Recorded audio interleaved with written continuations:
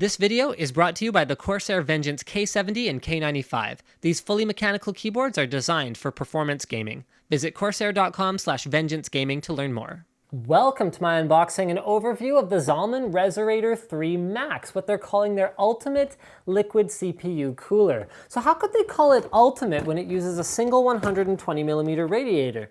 Zalman has done some unique things with this particular cooler that I actually really like. So number one is they are using an all copper microfin design for the CPU block. You can tell that, okay, here, hold on. First things first, guys. This is not your average Asetek OEM or Coolit OEM unit.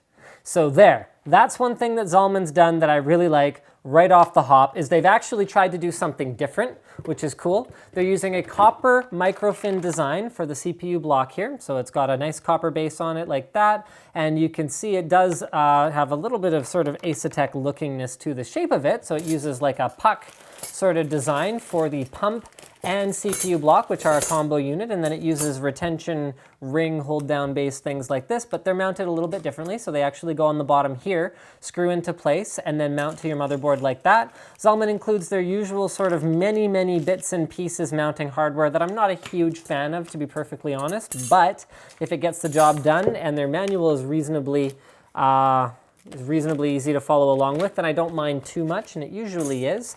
Then we get to, wow, look at this thing. We get to the unit itself. So they're using 1/4" tubing, and they're using that nice, super flexible, non-evaporative stuff. So I don't know if you guys know this, but most tubing is somewhat porous, which means some of the fluid will evaporate.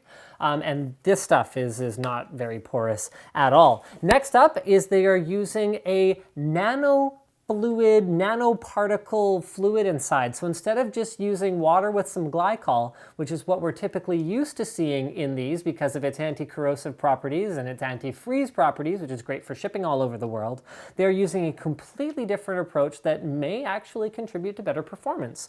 So I want to finish up with the block here where they've got a nice shiny Zalman logo as well as a blue LED element here around it. They've got a 3-pin right here, so that's going to power the pump as well as monitor the RPM when it's installed on your motherboard.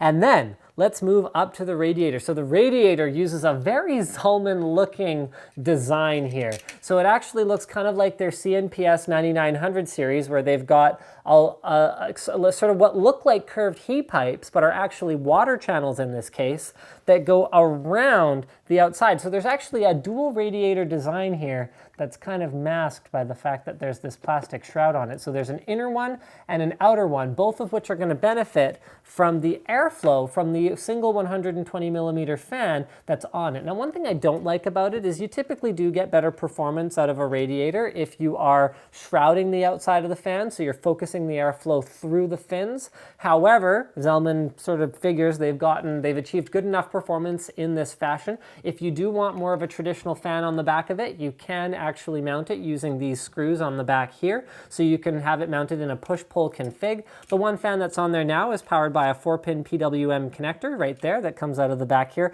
Oh, another thing, guys, it should be noted that that other fan will have the same drawbacks where it'll be able to pull air through gaps here. So it's not actually forcing all the air through the fins. So just like the one on the front. However, for something like this, it can have sort of all the cool looking design elements in the world. This is a blue LED fan as well, just so you guys know. But if it doesn't perform well, then whatever, right? So guys, stay tuned. We are going to be doing a performance review of this particular CPU cooler, and I'm really excited for you guys to be able to check it out because I really want to see how it does. It's very thick. It's got a ton of surface area. It's got nice copper construction for particularly this part here. Yeah, I'm really excited to see how this goes. Don't forget to subscribe to Linus Tech Tips for more unboxings, reviews, and other computer videos. Don't forget to like this video if you liked it, dislike it if you disliked it, and leave a comment. Let me know how you think this is going to perform compared to other more traditional sort of cookie cutter OEM designs for these pre-filled liquid cooling units.